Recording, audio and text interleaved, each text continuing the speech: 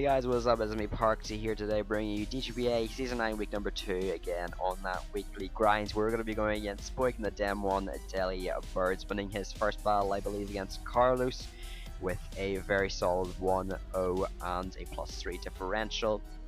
I've got my team on the right, he's got his team on... No, I've got my team on the left, he's got his team on the right, and a few things that I want to explain. Firstly, the Deoxys speed in the last video that I had for 1 week, then decided to drop, was not a fully unrestricted Deoxys speed. There were a few restrictions, like it couldn't use Z crystals and it couldn't use nasty plots, so it wasn't just a psycho Deoxys speed variant that could just completely break through walls. There were a few restrictions to it, so that's hopefully explained a little bit why I decided to essentially drop Deoxys speed for Azelf, which yeah, so I finally decided to pick up Azelf, Swampert and Aurora to try and make my team a little bit more balanced, a little bit more to go in with the bulky balance feel, and also get some good stealth rockers. Azelf also allows me to have a secondary grind immunity. It also allows me to have another U-turner and a Pokemon that can actually use Nasty Plot plus Z moves. Again, it's a free draft with OpenZ, so that can also be very nice to abuse as well. So with that taken in consideration, we're going to be battling Spoink, as I said, and spoilers, there will be some things I'll be talking about for the DGBA Season 9 Week 1. I might even be spoiling some of the game and the end results, so if you haven't already, please do go check out the video. There should be a little card that comes up on the video if I've actually edited this correctly. But he has got, interestingly enough, a 10 Pokemon team. We battled a 12 Pokemon team for last time. The limits are 9 to 12 Pokemon, so it's interesting to see a person go from the limits upwards to more downwards now to the downwards limit, so that is interesting. But he has got a team of Rabombi, Mega Kangaskhan, Shaman, Kieran Black, Speed Boost, Blaziken, Braviary, Necrozma, Garbodor, Seismitoad and Skarmory. So a few things you'll notice is his team. Firstly, again, we're battling another team that has a Pokemon, only one Pokemon above the base 100 speed tier, so that's a bit ironic, but that we're battling them back to back. But Rabombi is his only Pokemon above base 100, and also if you actually see, he has a ton of Pokemon between the base 70 to 80 speed tier. In fact, there's about, I think, 6 of his Pokemon on his team is between that speed tier, so that is something that I definitely aim to abuse. But without further ado, I think that I'm pretty much good to go, so yeah, I'm going to get into the team. So the first Pokemon I decided to have was Mega Scizor, pretty standard Mega Scizor with U-turn, Bullet Punch, Roost and Defog. I felt like Mega Scizor was the best defogger versus his team, as Hazard Stack is definitely an option and I have to be prepared for it. Whether or not he actually brings it, he has it on paper, that's that, so I have to be prepared for it. Mega Scizor can pretty much check most of his Pokemon. It does have a little bit of an annoying 1v1 with Skarmory, but it can defog away the Stealth Rocks. It can also be able to come in on the Garbodor, the Rabombi, take away their hazards, and also it can pretty much wall out Seismitoad with being able to Roost and Defog, and also the speed is so that I can outspeed a Braviary with 16 speed EVs and a Necrozma with 20 EVs and speed EVs and so on. So I pretty much should be able to outspeed any minimally speed invested walls between the base 70 and 80 speed tier, which is a lot, hopefully. So pretty much this Pokemon is just a U-turning defensive Pokemon that has priority with Bullet Punch. It can live a Specs and Barfire from Rabombi and Shaman. It can also OHKO Rabombi with the 56 defense investment that of course it has, because it wants to outspeed the base 115, so my team being a little Persian and Azelf, so there's a leftover EVs, and even with that I can still OHKO it. And also I can hold on.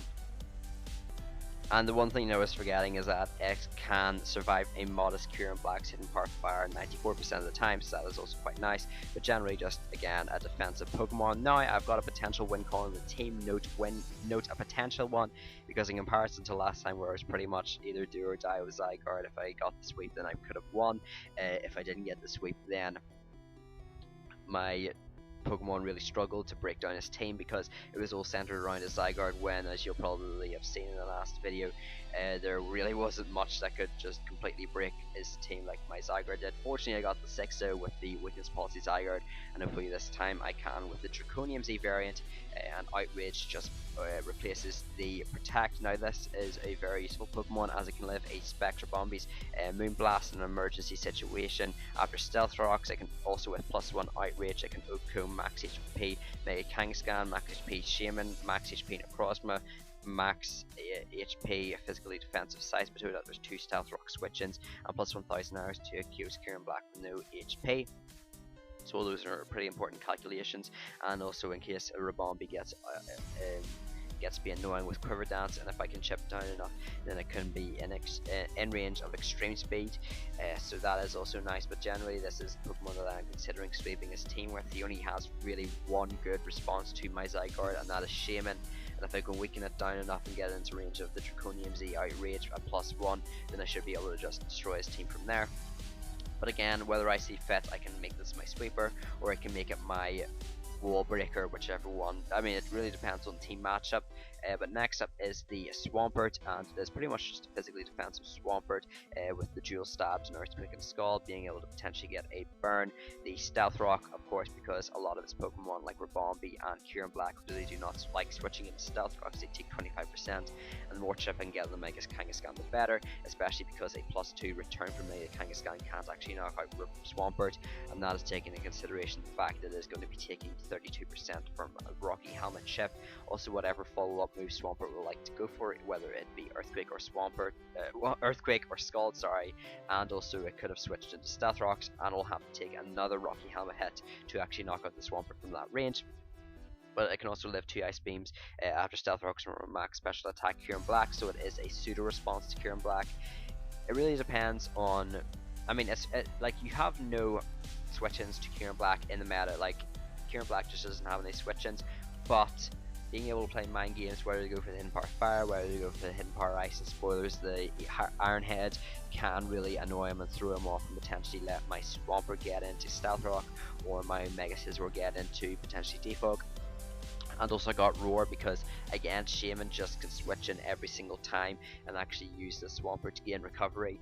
So Toxic I didn't feel was necessary. Instead, being able to face Shaman out with Roar is nice, and potentially force it to take another Stealth Rock chip, 12.5 Stealth Rock chip, which can also be nice if he is especially a Life Orb for attack variant, which he could be, especially under Sticky Webs. But that's pretty much all I have for the Swampert. It is one of my better responses to the Mega Kangaskhan and to the Blaziken, and also is a Pokemon that can scare Kieran Black potentially, as it is pretty much my best response to Bulb being on the team. The next up is Sylveon on the team. It is also physically defensive with the Rocky Helmet. Unfortunately, it can't take the +2 return from Mega Kangaskhan. Well, that is max attack +2 return, but however, it is going to be taking a incredible amount of chip damage in return, being 32. So with that, I still am comfortable with Sylveon having the Rocky Helmet. It can also live a let me get it here, the +1 Flare Blitz from max attack Adamant Blaziken. I can live one of those, and also return fire with Hyper Voice, and also Blaziken is knocked out from Stealth Rock into Rocky Helmet. It's very cool from Flare Blitz, and Hyper Voice from Sylveon as well, so that can be knocked out by Rocky Helmet, plus Flare Blitz recoil, plus Hyper Voice from Sylveon when it is at +1, and also can live 2 Iron Heads from non-attack invests to Kieran Black 85% of the time, which is nice. Again, playing those mind games and forcing him to potentially go for the Iron Head, and that's even better because it can live 3 Ice Beams from the Q. Well, Ice Beam doesn't actually 3 a KO Sylveon, so I can take 4 of them in fact.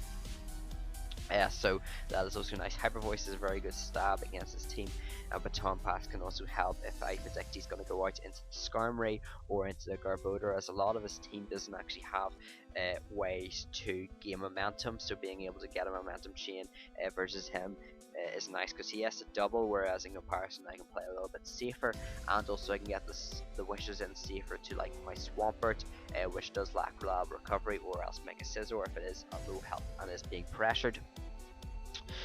But Baton Pass is also nice, as I said, versus JP, being able to have a Pokemon on the team that can if your opponent does have a team that is slower, then being able to pass baton pass or U-turn past the defensive walls, the team can really change the tide of the game. And with that, we'll then go on to the next Pokemon, which is Volcanion. Now, Volcanion can, this is the other Pokemon that I was talking about that could potentially win me the game. It can either be my breaker or my setup sweeper. I also just want to clarify that I have now recorded this video. I tried to record this video 3 times, twice before this and 1 time yesterday, so yes, sorry if I sound a little bit tired, but Fire Blast and Steam Eruption can 2KO Mega Kangaskhan, Oku's minimum bulk offensive Shaman, Fire Blast 2KO's no bulk Kieran Black, a 2KO's max HP max Def Braviary after Stealth Rocks, a 2KO's max HP and Crossman, a 2KO's max special defensive Hidden Power, Seismitoad Hidden Power Grass, and with Choice Scarf I can pretty much outspeed the entirety of his team, barring any Choice Scarfers that he himself may have. But Hidden Power Grass is even nice because Seismitoad might be his Zygarde check as well. It can be a pseudo check to that as well, and being able to potentially pop a Rindo Berry, even if he does have Rindo Berry, then versus the physical set, I'm still dealing about 30% chip damage, and that is very nice in the long run to a Pokemon that doesn't have reliable recovery, and especially because Seismitoad doesn't have recovery to try and heal up the wall. He either has to run Wish Mega Kangaskhan or Healing Wish Shaman, and both of those are 2 of his most important members of his team, so having to run reliable recovery on that for a Seismitoad of all things is a little bit problematic and probably something that he won't do. But I do just have the Fire Blast and the Steam Eruption just as my offensive stabs. I did sort of consider running things like Flamethrower or Scald, but I decided to go against it because there was no reason to put it on, because the power output was just so minimal that there just wasn't really a point. And then Hidden Power Grass, of course, again for Seismitoad, even if it is especially defensive Seismitoad, it still takes about 80%, which is still super nice, especially because that might be his response, and his response might just get completely 2 shots. Even if I go for a Fire Blast, it's still going to be dealing about 20 to 25% damage. So again, chip versus the Seismitoad is going to be huge, since it is one of his better responses to a lot of my offensive threats in the team, like Mega Scizor, Zygarde, and Volcanion. But that's pretty much it, and nothing else really to say. Just a really good Pokemon versus this team, a really good offensive threat. And there's a problem with Kieran Black on the team. I mean, I used it in the TBF, and the problem is that it's a dragon type that doesn't resist fire, so being able to respond to fire types is a little bit more problematic. And I mean, I played a Sun team in week 4 of the TBF, so you can imagine how tough that was to prepare for with a Kieran Black. So going on from that, we have finally got the last Pokemon on the team, the 3rd Rocky Helmet user and the 3rd U-turner, well, the 3rd Momentum user, sorry, and that is Crobat. And there's not really much to say for Crobat in regards to calcs. It just can pretty much outspeed the entirety of his team and has max attack. Brave Bird is very nice to spam with max attack, because the only response to flying that he does have on his team, well, the only Pokemon that can resist flying on his team is the Skarmory. So that is nice, because Skarmory can't really offensively pressure Crobat, and I can potentially 1v1 it because I do have Taunt to stop the roost. It also is nice for shutting down things like Spike Scarboder and Stealth Rock Seismitoad and Stealth Rock and Skarmory, or anything like that as well. I also do have the U-turn for Momentum that can be nice for if he wants to go out into the Necrozma, or if he wants to go out into the Skarmory. But that's pretty much it. Rocky Helmet, again, just for the Mega Kangaskhan and for the Blaziken, being able to chip those down is very nice. But then I have got the final team, so I've got a Mega Scizor, Zygarde, Swampert, Sylveon, Volcanion, and Crobat. I do expect him to bring Kieran Black. I think 4 attacks Life Orb makes the most sense.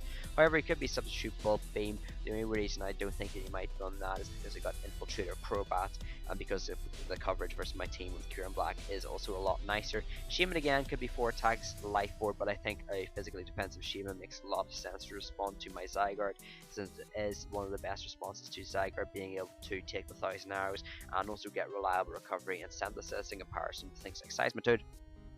So that is nice. Skarmory again is also a Pokemon that I think could appear if he's trying to win with Hazard stack, especially with Spike stack. He could set them down and try and go for a Kieran Black win. So that could be scary. It could also just be a Stealth Rocker. It could be a Defogger. It does actually beat all three of my Stealth Rockers normally. I do have to go out of my way to try and check Skarmory with my Stealth Rockers if I do want to try and beat it 1v1 and make sure that I can actually set up Stealth Rocks versus it.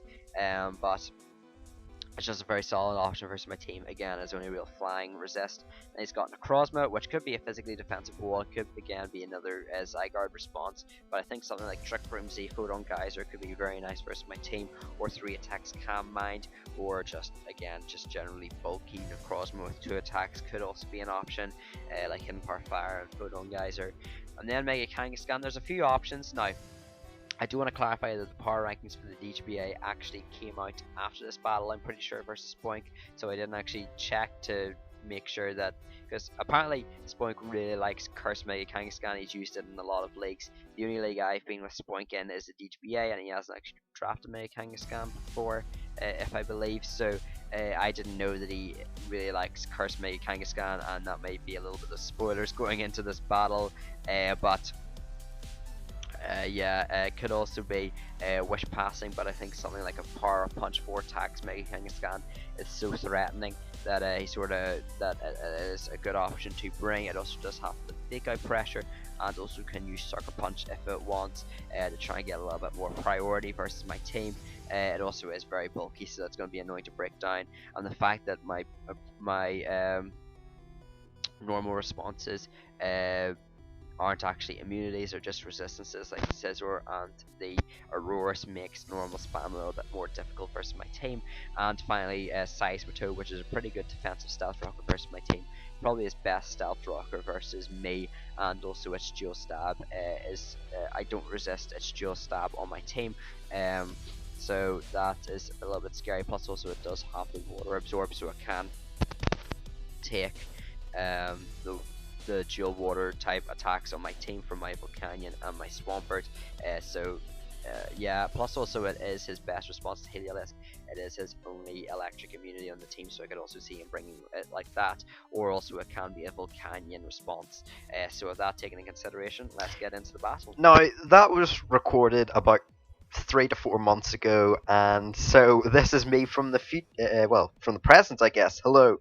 So we're back once again with the battle, as previously I stated a couple months ago in the first half of this video, just all the movesets. And as you can see, he did bring a little bit of a different team than I was expecting. And now, well, ultimately he did decide to bring the Mega Kangaskhan, the Blaziken, the Braviary, the Kyurem Black, the Rabombi, and the Shaman, which is very surprising to see. The Braviary, I thought that Skarmory would be a little bit more likely. In fact, I'm pretty sure I almost did like the worst prediction you can possibly do. I didn't expect the Rabombi either. I think that Seismitoad came over it. And then I believe also I predicted Necrozma to come over the Speed Boost Blaziken. By the way, the Speed Boost Blaziken, I believe it cannot run Z Crystals. It also cannot run Sword Stance, or actually any setup for that reason, but it's still a terrifying threat due to the fact that it can basically set up a +1 speed boost every single turn by essentially doing nothing, so that's very scary as well. But inevitably he did leave on his bench Garbodor, Seismitoad, Necrozma, and Skarmory, and this is the team that we are going to be playing against. So automatically I noticed that he has only 1 resistance to my Volcanion's Fire Stab, and that is Blaziken, which should be 2 KO'd anyway. So I'm feeling very good about my Volcanion in this game. It definitely feels like it can be primed to go up against my opponent's team. Also, I'm very happy that I brought 3 Rocky Helmet users, because he has got the Mega Kangaskhan, so being able to weaken that thing down, so it might have to go for, say, a Wish. It's going to be very nice for keeping momentum versus his team. Again, as you might notice, a person that I've went against has not brought any Stealth Rock users, so I don't know whether it's just the design of my team or whether people just don't want to bring Stealth Rocks versus me. But this is the second week in a row now where an opponent that has had 3 Stealth Rock users that are, in my opinion, pretty good against my team, none of them have been brought, although the Rabombi is there, of course, with the threat of being able to set up sticky webs. So I guess the defog on my Mega Scizor isn't entirely useless, although it definitely would have came in a lot more useful if my opponent had brought Stealth Rocks, but it's not like I'm going to complain. Definitely not being forced to remove hazards, all four potential different hazards that my opponent had access to. I'm not going to complain having to go against that nightmare either. So pretty much I'm hoping to prime myself again for a Zygarde sweep. If not, then at least I'll use it as a breaker, maybe try and beat down the Mega Kangaskhan to the point where my Volcanion can come in and either Steam Eruption or, as I said, Fire Blast. I also feel like Stealth Rock is going to be very good to pressure my opponent's team. As you'll see, he has brought 3 Stealth Rock weak Pokemon, and none of his team has a resistance to Stealth Rock, so they will at least be taking that 12% chip that I think is going to be very nice. So I decided to lead off with, I believe, my Crobat here in this battle, just to try and scout out what my opponent has. I outspeed the entirety of his team, and if he does have the Ribombee as a lead Sticky Web set, at least I'll be able to offensively pressure that and bring it down to its sash immediately. But he leads off with Shaman. I go for the U-turn, and as expected, it is a physically defensive variant, so it isn't Choice Scarf or anything, and I did live a Choice Scarf's Shaman Psychic guaranteed, so even then I felt confident with my U-turn play. But here he's just going to set up his Seeds, which is very annoying. Shaman is a nuisance of a Pokemon for my team to go against, and I just sort of have to beat it down, to be honest, to try and get rid of it. So I'm going to Mega Evolve my Mega Scizor here, as again you're going to see he's going to show Protect. So that's very interesting, because that means he can really have 2 more moves. He might not have really Synthesis then, and that means if I can just keep on keeping up a U-turn chain versus him, then I can eventually out damage him out of the amount of health he's getting from Leech Seed and just break his Shaman. But likely he's running some sort of Giga Drain HPI set or something, maybe even Hidden Power Fire. But again, he would have probably went against used that there against my Mega Scizor if he did have it. So it's safe to assume that it could not, well, that it doesn't really have any strong move to hit my Scizor with. So in, I'm going to bring my Volcanion. I got it on a free switch. He went for Leech Seed, but I underspeed Shaman. I would have needed a lot of speed to actually outspeed Shaman, and I think I just get a kill here. I can 2-kill his Kangaskhan. Everything's going to be amazing. Nope, you idiot. It is a specially defensive Kangaskhan, and boy did it take that hit very, very well. So now I'm forced to switch out into one of my Rocky Helmet users, which is going to be my Sylveon. That Kangaskhan now is going to be a huge issue, because now that it's Mega Evolved, it's going to have even more bulk on it to be able to live more of my Volcanion's hits. So it's just going to go for the Rest here, which is very interesting. So this could be potentially a Rest Talk variant, or it could just have Rest 3 attacks or something like that. So as you're actually going to see here, he is going to go for the Sleep Talk. So he has a Rest Talk variant, and he is unfortunately going to show that he has got some setup with that Curse. That is going to be a very annoying Pokemon to play, because it is a Pokemon that is highly invested in special defense and has now got a boost in his attack and defense. Now I went out into Crobat to try and stop his Sleep Talk and Curse shenanigans, but unfortunately, as you're about to realize, that was very idiotic of me, because he is just going to beat me down here, and I actually lose one of my best responses to the Blaziken, to the Ribombee, to Shaman, basically to the entirety of his team, because Brave Bird was so spammable because he actually had no resistances. And of course I do get some damage off of the Mega Kangaskhan, but he is just going to be able to recover that all up. Since his 2 Rest Talk cycles has been finished, he can now go for the rest again if he so does desire. So that is going to be very threatening. Already 6 turns in, and my Crobat is just gone, and it was supposed to be one of my responses to this Mega Kangaskhan, which is very scary. So again, he's just going to go here, set up another Curse. As I'm just going to go set up Stealth Rocks here. I know I can live any one hit from this Mega Kangaskhan, so I might well set up Rocks here while I do so, being able to break a potential Focus Sash Ribombee and make sure that Shaman can't come in for free. As you're going to see again, he probably thinks that he has game here. He's just going to go for Curse. Fortunately, Roar is going to save me from getting 6-0 from this Mega Kangaskhan. Well, at least this early into the game, as I get possibly the worst roll ever in getting Shaman out on my Roar. I would have taken literally anything. Blaziken I would have taken Ribombee, I would have taken even Braviary, but it had to be Shaman. So unfortunately now he is going to be able to get all his health back up by kicking up some more Seeds and being able to set them on my Sylveon, as here I'm just going to try and break through his team. Again, he didn't bring any fire resist, so it's very weird that he didn't actually bring many resist to just many of my team in general, as he is going to be able to switch into the Mega Kangaskhan, sorry, and you're going to see here that I do double out into the Scizor.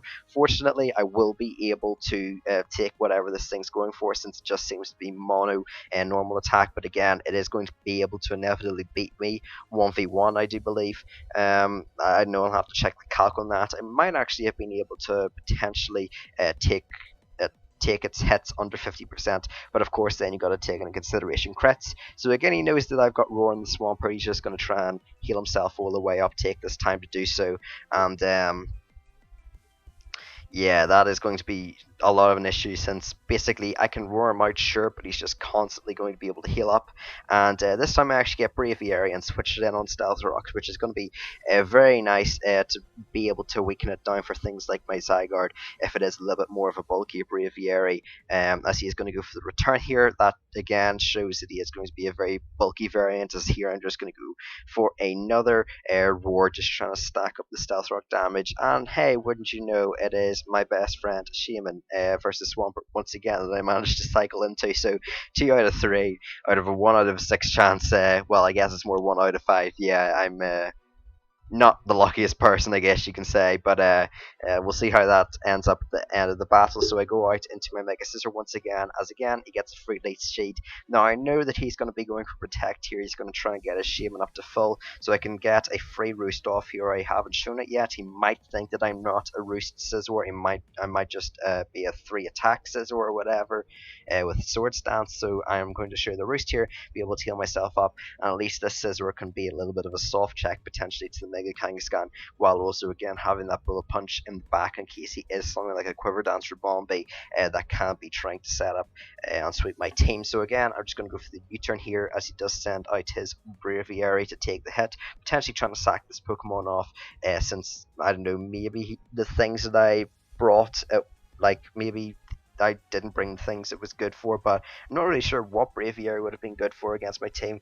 Of course it was Chestnut, but I feel like Skarmory with Brave Bird does the exact same thing. So anyway, I'm just going to go out into the Zygarde, and I am going to go toss off 1,000 arrows, as of course as I expect he goes out to the Shaman, but I'm pretty alright here just to go for the Dragon Dance, because if he is hitting Power Ice I'll be able to live it. If he does go for the Leech Seed here, I should be able to just set up on the Shaman, be able to boost up my Zygarde and do a good bit of damage. So here he actually switch sides into the Blaziken, and I'm like, okay, he protected an aggressive switch out maybe into my Mega Scizor, since I have pulled it once before. This is going to be good. I've set up a Dragon Dance, I'll be able to knock out his highest points Pokemon on his team, and that'll be great. But he actually turns out to be Shuckleberry Blaziken, and I'm not sure what that rule was. I think it was about a 50-50 chance that he lived that, but unfortunately he is able to get off the Will-O-Wisp, and he is able to cripple my Zygarde, which was one of my win cons, as I said, in this game. So that is absolutely that is just so sad, because now really I can't break the Shaman as well, because it does Burn does reduce my attack stat by 2 stages, so I'm just basically at neutral, and I'm forced to take a high jump kick from Blaziken.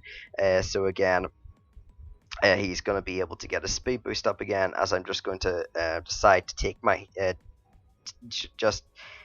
take the knockout basically on the Blaziken, and be able to pick up Zygarde's 7th kill in 2 games. But unfortunately it looks like that might be it for Zygarde, since of course he is going to have a lot of Pokemon he can go out into. He goes out into Shaman, which is very interesting. Well, actually no, it isn't interesting, because yeah, Rabomba he will take a lot. So he is able to set up the Protect here, as I idiotically facepalm go for the Draconium Z instead of setting up a Dragon Dance. The Protect there was pretty obvious, but I mean, I at least wanted to get some damage off before my Zygarde went down, which, as you're about to see, he's probably going to be able to heal up a lot more now, because my Zygarde now is going to be seated, but I do get the Outrage off, meaning that at least he is going to be at about the range that he was previously, so he is going to be able to really heal up versus my Zygarde. But again, yeah, he's just going to get the seats off, and he's going to be able to heal this thing, Shaman up. And gosh, this Shaman has just been a nuisance this entire battle. And now it turns out the battle is still in his numbers' favour, going from well, it is now 5 4 to him, so I'm really pressured now to try and get some knockouts of my own. So firstly, I decided to go out into the Volcanion here, pressuring him offensively with a Fire Blast. This pretty much nabs KO on his team, as here he just decides to sack off his 2% Braviary, which is fair enough. It has taken about 3 Stealth Rock switch-ins, and it has looked like he was trying to sack it previously, so down goes the Braviary. At least I can wrap up the score there, but unfortunately he is going to be able to bring in what I thought was going to be the Mega Kangaskhan, but I believe it's actually the Shaman here, which is very interesting, because by him going Shaman, sure, he might be able to take away one of my PPs of Fire Blast, and it's only an 8 PP move, so he's stalling me out a little bit of one of my best stabs versus this team. But I'm alright picking up knockouts because I really can just damage his team a lot with the combination of my Scizor plus Wish Pass Sylveon. So here I'm just going to fire off another Fire Blast as he goes out into the Kieran Black, and unfortunately I am going to get, well, unfortunately for him, not so fortunate for me, I am able to get a crit, which depending on the spread would have taken 2 to knock out his Kieran Black, so I am very sorry to Spoink for that, because he would have been able to soak up another Fire Blast if it wasn't for that crit, again depending on his Kieran Black set. So I decided to go into my Mega Scizor. I'm like, I know what game you're playing, Spoink, you're trying to get rid of all my Fire Blasts, and I do want to keep my Volcanion alive, since it is pretty much the last thing on my team that can actually check the Mega Kangaskhan being able to 3 KO with a Steam Eruption / Fire Blast. So again, he's just going to go for the Protect here, going to try and heal up, and this actually I believe puts him out of range a few turns, so annoyingly he is probably going to get his seeds back up against another one of my Pokemon, so I'm just going to have to annoyingly go for the U-turn and let him heal all the way up again. So he tries to go for the double Protect, I don't know, I guess trying to sack off the Shaman so he can get a free switch out into the Mega Kangaskhan. I'm not entirely too sure. That's probably the case actually, in fact, now that I say it out loud. So I knock him down to 3%, which is so close, but fortunately that is in range where a Steam Eruption now can knock him out, so I can go for a little bit more reliable Steam Eruption in terms of accuracy, since I do believe it is 95% accurate, so as opposed to Fire Blast's 85%, and so I should have a little bit more of a reliable move for being able to knock out the Shaman and also pressuring the Mega Kangaskhan, as again he's going for the Protect, likely just trying to whittle down the PP on each of my moves. As he does go for the Protect here once again on the Shaman, it is going to feel my Volcanion is going to nab another kill in this match, but again that Mega Kangaskhan in the back looks to be troublesome, especially because he could be going to an end game where he's just trying to sack off every single one of his Pokemon, so I can't actually roar him out and reset his curses, so he can just constantly curse up on my Swampert, say for example, instead of having to fear it and being forced out. So again, Rabombi goes down, but the final Pokemon is that Nightmare in the back. It is the Mega Kangaskhan, but all I need to do now is connect 3 Steam Eruptions and that should be good. Again, only 5% chance that it can miss. I decided to lock myself in this move for a purpose, so again, look at that, 34%, that is an easy 3 KO, especially after Stealth Rocks, as he is going to go for the Rest Talk here, and I believe he unfortunately cycles into the Rest for the Rest Talk, so yeah, if anything, this is showing the unreliability of Rest Talk. But again, props to Spoink, this was a phenomenal set. You can pretty much see the damage it has done versus my team, as again I connect another Steam Eruption, and I believe this time he actually rolls into Return, which does a lot, even though this Pokemon isn't invested much into attack due to, of course, it being able to take these Steam Eruptions so well. It still does pack a punch, as you can see. It is able to hit me down to below 50%, so that my Volcanion can't take another, but it should be the end of the game, except I miss. I miss Steam Eruption, I don't get the 5% off, and that is absolutely awful, because his Mega Kangaskhan now is able to say, hey, you know those 2 Steam Eruptions that I took? Yeah, I'm able to heal that all back up, and unfortunately during this, I did not realize the PP of my Volcanion, and after that 1 Steam Eruption, I've only got 1 left, so because I'm a Choice Scarf Volcanion and I'm locked in with my Choice Scarf, I can't actually switch up moves, meaning I would likely have to go for Struggle, which doesn't even knock him out at about the 20%, 30% range that he would be left at after this next Steam Eruption. So I risk him having to set up more with his Mega Kangaskhan and potentially go through another cycle of being able to hit me with another return, as I am quite fortunate. I believe that it does get rest, so he gets like rest 3 times in a row, which is absolutely awful. So he's definitely he's definitely getting back at me now for being able to, well, yeah, he's definitely getting back at me now. So he goes to the rest again. What I meant to say is that for me phasing him out into Shaman, I said that was quite lucky of him. Well, now he's got the unluckiness to balance it out. That's what idiotically took me about 20 minutes to say in this commentary. But again, he's going to fire off the return due to the Sleep Talk. My Sylveon is able to sponge it, but does take quite a lot of damage. Fortunately, able to get off the Rocky Helmet chip, and as you're going to see, that Hyper Voice is not doing damage whatsoever. However, if he does keep on getting curses, and I believe my Sylveon might actually be able to take a Hyper Voice, no, not a Hyper Voice, a return of +1, so I could have actually been able to potentially 1v1 as Mega Kangaskhan, depending on Sleep Talk rules. But again, I Baton Pass out into the Volcanion, and I have 3 Fire Blasts left. I have to connect all 3. Remember, I missed Steam Eruption, which only had a 5% chance to miss, and this consistently, I have to land 3, bear in mind, has a 15% chance to miss, so it's 3 times more likely. So, yeah, it's pretty much can he rest talk into 1 return, and can I get my 3 Fire Blasts off? That's pretty much the requirement I have. I'm not sure what the odds are. It doesn't seem to be in my favour, as he does get a curse off here, which is fortunately going to lower his speed. So I do get off a Fire Blast here, knocking him down to 30%. That might be in range for Sylveon Hyper Voice at a high roll. I don't know. As you're going to see here, he does get cursed once more, at least I do believe. So all I need to do is I need to connect this 1 final Fire Blast. I missed Steam Eruption, so I'm hoping now that this 1 final Fire Blast will connect my last PP on this Pokemon. As it does, it knocks out the Mega Kangaskhan. Unfortunately, after a very close game, after me choking a little bit in the at the start of this battle, throwing away my Crobat and getting a little bit unfortunate with my Steam Eruptions and really preparing very poorly versus the Mega Kangaskhan, I am able to pick up a pretty nice 4-0 win, being able to add to my 5-0 win last week and make me 2-0 with a +9 differential, which is very nice. I have not had a good start. As good of a start, I believe, ever in a draft league. My closest has been season 6, where I got a 2-0, and I think it was like +5 or +6 differential, but that was about it. And if you'll actually notice on my team, Volcanion got 5 out of 6 of the kills in that game, so it has now got 5 kills, which is insane. Volcanion. I didn't know what to think about it going into this league.